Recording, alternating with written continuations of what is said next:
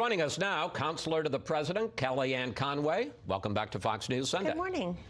What does the President think of the decision to drop the criminal investigation of former FBI official Andrew McCabe? Does he think that McCabe should be prosecuted? Well, the President recognizes, as many people do, there feels like there's a two-tiered criminal justice system. If you're President Trump or people associated with him, those prosecutions have gone one way. If you're someone like Andy McCabe, who wasn't just a garden variety FBI agent just starting out, he was the #2 and for a while the acting director of the whole FBI after Comey was fired. No one, including Andy McCabe, his FBI counsel Lisa Page, familiar name, has denied that he lied. And he didn't lie once, he lied multiple times. What did he lie about? Well, on about the end of October 2016, he authorized a leak to Devin Bartlett, then a reporter at the Wall Street Journal. And the leak was about the ongoing investigation into Hillary Clinton's emails. So he authorizes the leak, and then he lies about even knowing about the leak. Then he is able to correct that on tape in an on-the-record, under oath interview in July 20, well, this is important, July 2017, and lies again. And so this is somebody, he will still be a serial liar, whether he's prosecutor or not. Well, here, let's get to the bottom line. Does the President think the McCabe case should be reopened and he should be prosecuted? The President appreciates the fact that this Department of Justice and Attorney General Barr works on any number of issues with this White House that doesn't get any kind of coverage. Sanctuary cities, Texas versus Azar. Please answer my question. Trafficking of drugs, humans, and guns, for example. Any number of issues we work on with the Department of Justice. This is small potatoes, but people see it for what it is. The McCabe case is small potatoes? He's small potatoes. He will always be seen as a serial liar and a leaker, as are those who covered for him. And what we're most concerned about is making sure that the 35,000 rank-and-file FBI men and women who bravely do their job every day with integrity and fidelity and bravery aren't being put in that same big toxic stew with those, including Andy McCabe, who were at the top levels of the FBI in 2016, trying to prevent Donald Trump from being president. Does the President think the McCabe case should be reopened? The President thinks that Andy McCabe should have been punished because he lied, and he lied several times to the investigators, and many people feel the same way. Okay. I'm not going to spend a lot more of my life on Andy McCabe. Okay, and I'm not going to spend any more of this interview on that. Attorney General Barr said this week the President has never asked him to do anything in a criminal case. But Mr. Trump tweeted, "This doesn't mean that I do not have, as President, the legal right to do so. I do, but I have so far chosen not to." What does the President think is his legal authority to intervene in criminal cases and to order who should be prosecuted and who should not be prosecuted? He didn't say he's ordering who should be prosecuted, who should not be prosecuted. I didn't say he did. I'm saying, what does he think is his authority? Article 2 provides our President, yes, ladies and gentlemen, including President Trump, vast powers. And the President is making the point, and the Attorney General, Bill Barr, is backing him up on this, that he has not interfered in any criminal case. I know people who are trying to bully Bill Barr out of his job, like Elizabeth Warren. Her campaign is dwindling. She's practically disappearing as a viable candidate, so she's got to pick on Bill Barr. He's not going to be bullied by people like Elizabeth Warren, Steve Cohen, the congressman who put a bucket of chicken there and then couldn't show up to the State of the Union. To get involved in criminal cases? Well, the President has vast authority. The President could weigh in, but you see how the President weighs in. The President weighs into the whole world. He didn't have a conversation with Bill Barr about the Roger Stone case. He had a conversation with the whole world. He put it, as he is wont to do, on his Twitter feed, on social media. And he expresses himself, cuts out the middleman. I know the middlemen don't like that. In the democratization of information, where he tells everybody what he thinks on any number of issues, including the Stone case. Bill Barr, wait a minute. Bill Barr says that kind of conversation, even if it's to the whole world, not getting on the phone with Bill Barr, undercuts his authority and makes it impossible for him, Bill Barr, to do his job. Listen to what Barr said in that interview with ABC. Here he is. If he were to say, you know, go investigate somebody because, and you sense it's because they're a political opponent, then an attorney general shouldn't carry that out, wouldn't carry that out.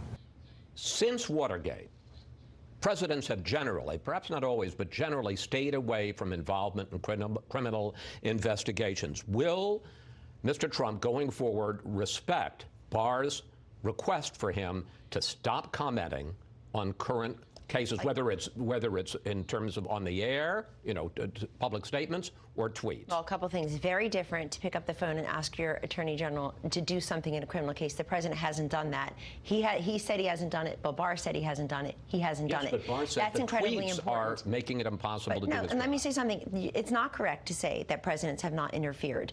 Bill Clinton pardoned a relative. He pardoned somebody who refused to testify against him. Pardoning is that's involving yourself in criminal It's matters. different. It's after the criminal process has been completed, and clearly President Obama spoke up in the Freddie Gray case in Baltimore. President Herbert Walker Bush 41, I think, commented on the case in L.A., probably the Rodney King case.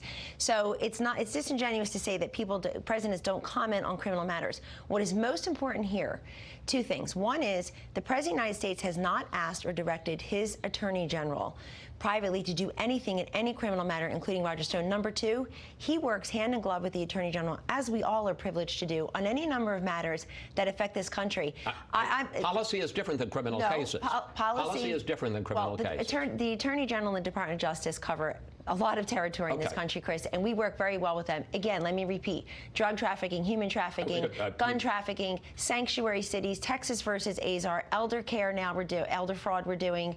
I just went to something about law enforcement, a new commission they have. Our law enforcement feel more deeply respected and better resourced. We'd like to talk because about of Donald Trump and Can we Bill talk Barr. about Michael Bloomberg? Sure. There's been a war There's been a war of words over the past week, certainly, between the president and former New York City. The war of words is between Michael Bloomberg and the African-American community. The way he feels about people is so demeaning. The policy may have been stop and frisk, but the philosophy was to castigate and denigrate people of color, and it's a disgrace. You've anticipated where we're going to go, because one of the statements back and forth had to do with these comments that Michael Bloomberg made about stop and frisk in 2015. Take a look. The way you get the guns out of the kids' hands is to throw them against the wall and frisk them. The president tweeted right after that came out, wow, Bloomberg is a total racist, and he expanded on that in a radio interview with Geraldo Rivera. You couldn't go to your house. They were stopping you every day. What Bloomberg did to the black community was a disgrace. But Kellyanne, candidate Donald Trump, supported what Bloomberg did with stop and frisk. Here he is in the first debate in 2016 with Hillary Clinton. It was continued on by Mayor Bloomberg, and it was terminated by current mayor. But stop and frisk had a tremendous impact on the safety of New York City, tremendous beyond belief. So when you say it has no impact, it really did. It had a very, very big impact. So why was stop and frisk tremendous then, and it's racist now? Well, the president is toying with everybody by saying, oh, had he said something like that, had you unearthed videotape like that of him, everybody would say racist, racist. But look at all the people who are saying, you know what, I think Michael Bloomberg learned his lesson. He's apologized. That was so long ago. Chris, it was a few years ago as mayor of New York. And it wasn't just stop and frisk. He said redlining. That canceling redlining started the financial crisis. The African-American community weren't the perpetrators of that financial crisis. Many of them were the victims. What is he talking about? This billionaire who has made his life's wealth in the financial services industry is now saying that. And look, it's not that Michael Bloomberg was burning a bra or burning the flag at Woodstock when he was a teenager. He said these several years ago, a few short years ago, as mayor of New York, and it's the way he said it. He said, you can basically Xerox the description of male minorities between the ages of 16 and 25 and hand it over to the cops. That is somebody who looks at people beneath him differently. And we can't have that. And I literally this week, and I got pretty thick shock absorbers, my friend. I cannot believe all the prominent African Americans I've seen publicly say, I think we can support Bloomberg because, after all, he's electable. He's the one who can beat Donald Trump. Electability was the calling card for Hillary Clinton 4 years ago, for Joe Biden this entire year. Electability means nothing if the person looks at a large constituency of your electorate, let alone this country, that way. Look what he said about women. Well, I mean, all this coming about women. Let me ask you the question about women, because there's a long story in the Washington Post today. Read it, everyone. I did read it. I did too. Okay. About Bloomberg's history of sexist comments about women who work for him at his company. Can will President Trump, if it's a Bloomberg-Trump race, will he be able to make an issue of that, given President Trump's own long history of sexist comments? It should be an issue here and now, today. You don't have to wait for an election to be offended by the fact that Michael Bloomberg, according to other Bloomberg employees, said to a woman who announced she was pregnant as she's being congratulated by her coworker, says, "Aren't you going to kill it?" This is a woman who relied upon her employment, right? Relied upon Michael Bloomberg for her employment, and one would imagine her maternity benefits as she found out the good news. The comments he's made about women, I mean, the Washington Post had to bleep out some of the actual words. The comments he's made about women, the lawsuits, that is all fair game. And it's fair game because we want to know the person behind the $500 million worth of ads but that is it fair game for President Trump when he's made sexist comments too? Oh, please. First of all, I've been working by his side for 4 years. He's the best boss I've ever had. There are plenty of women who would say the same thing about Michael Bloomberg. Let them come forward. Is this any worse than the Access Hollywood tapes? It's far worse. Oh, my goodness, it's far worse. And by the way, that was fully litigated. That happened on October 7th. He won a month later. And that doesn't mean it's not an issue. No, if you're going to do that, you know what, I'll take that on any time. I'll take a leave of absence from the White House and talk all day long about that stuff. Let me tell you something.